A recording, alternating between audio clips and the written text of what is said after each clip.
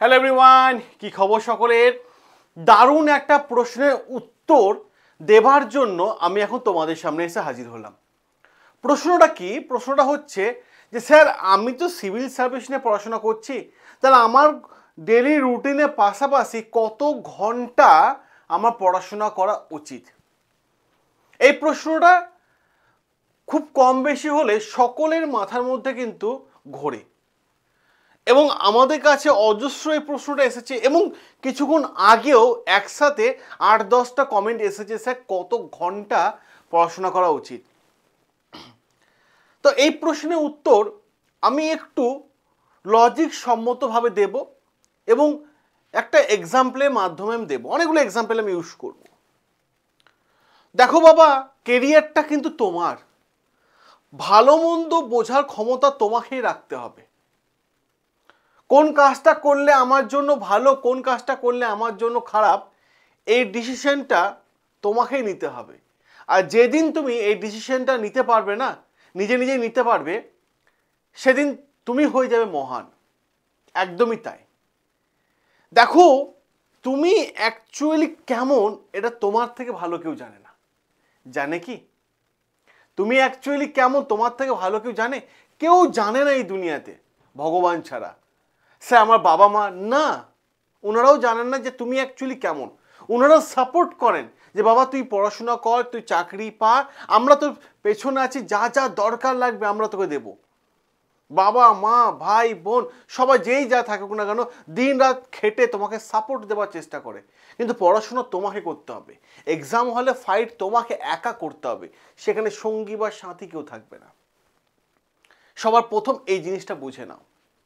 আর যখনই কেরিয়ারের বিষয় আসে না, তখন আমরা অন্য কারোর কাছে যাই যে আমাকে বলো তো আমি কত ঘন্টা পড়বো। ভাই তুমি কেমন যেটা কেউই জানে না, সেটা আমরা অ্যাজ এ টিচাররা কি করে গাইড করতে পারি তোমাকে বলো তো? এটা একটা বোকামো প্রশ্ন হচ্ছে না? হচ্ছে কি হচ্ছে না?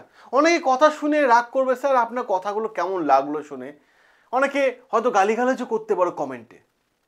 কিন্তু ভাই প্র্যাকটিক্যাল কথা বলছি, তুমি কেমন সেটা আমি জানি না। দেখো, আমি আরেকটা এক্সাম্পল দিই। আমি তোমাকে কখনো সামনে থেকে দেখিনি। হ্যাঁ, তোমরা আমাদের সবসময় ক্যামেরার সামনে দেখেছো, কিন্তু আমি কেমন তোমাকে কখনো সামনে থেকে দেখিনি। এক, তোমাকে আমি কখনো পড়াইনি, 6 মাস হোক বা 1 বছর হোক সামনে বসিয়ে পড়াইনি। আমি জানতে পারবো না তোমার মাইন্ড ক্যাপাসিটি কেমন।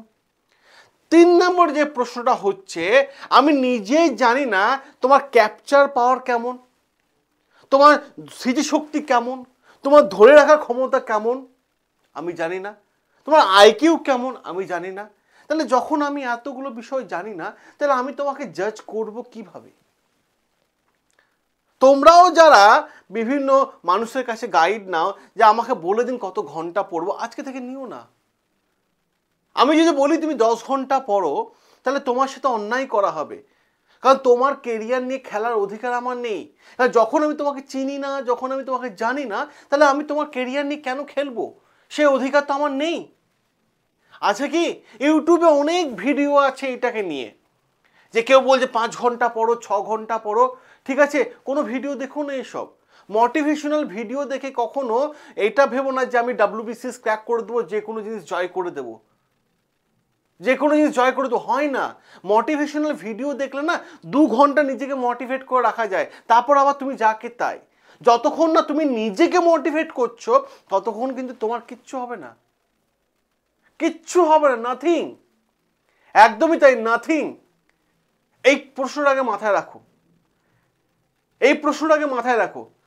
এইটা বলতে পারো সে WBCS কোন প্যাটার্নে চলে স্যার, তার উপর একটা ভিডিও করে দিন, হ্যাঁ এটার উপর ভিডিও বানায়। কিন্তু আমি শুধু শুধু ভিউজ কামানোর জন্য কখনো বলবো না যে তুমি 6 ঘন্টা পড়ো, 7 ঘন্টা পড়ো। আমি কখনো বলতে পারি না, আমি বলবো না এরকম। আমার ছাত্রছাত্রীদের সাথে আমি কখনো অন্যায় করতে পারি না।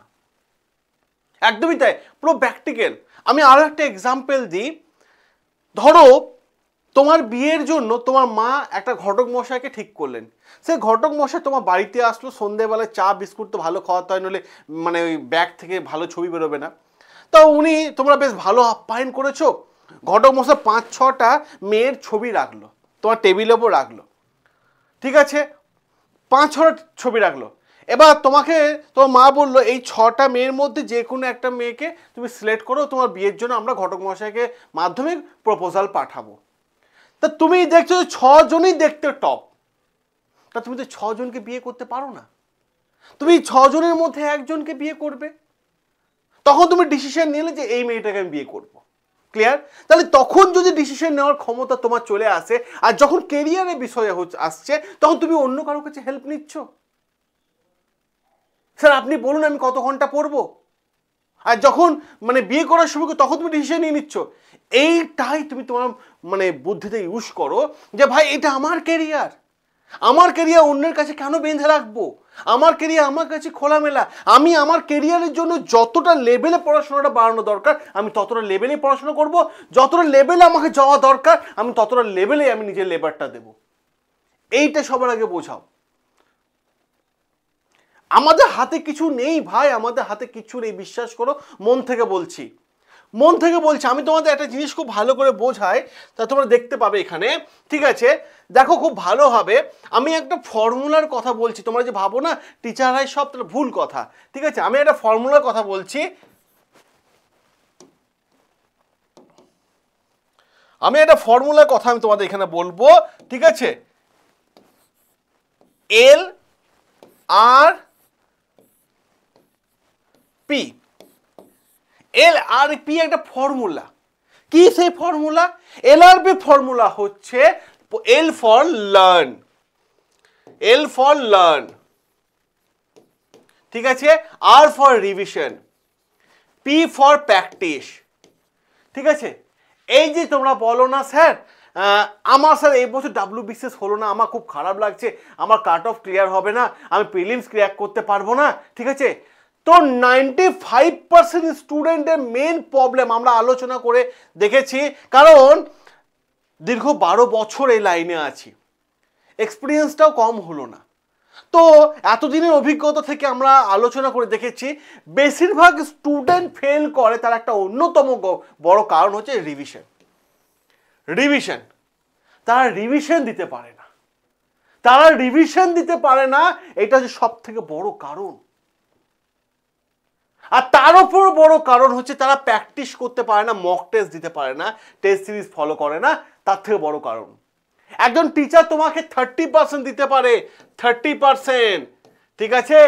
35% রিভিশনের জন্য তোমার হাতে আছে, প্র্যাকটিসের জন্য 35% তোমার হাতে আছে। তাহলে টিচারের হাতে কত হয়? 30%, আর 70% তোমার হাতে আছে, 70% তোমার হাতে আছে, ক্লিয়ার?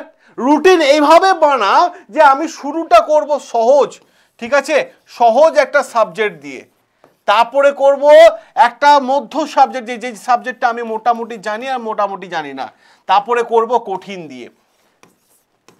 দিনে 3টে করে সাবজেক্ট তৈরি করো নিজেকে, দিনে 3টে, কারণ মাথায় রাখার চেষ্টা করবে এই বছরটায় MCQ প্যাটার্নের লাস্ট বছর, আর এই বছর যদি এখন থেকেও কেউ শুরু করে না আমি বলছি ক্র্যাক করে যাবে, কিন্তু শুরু করার মতো করে করতে হবে, ঠিক আছে?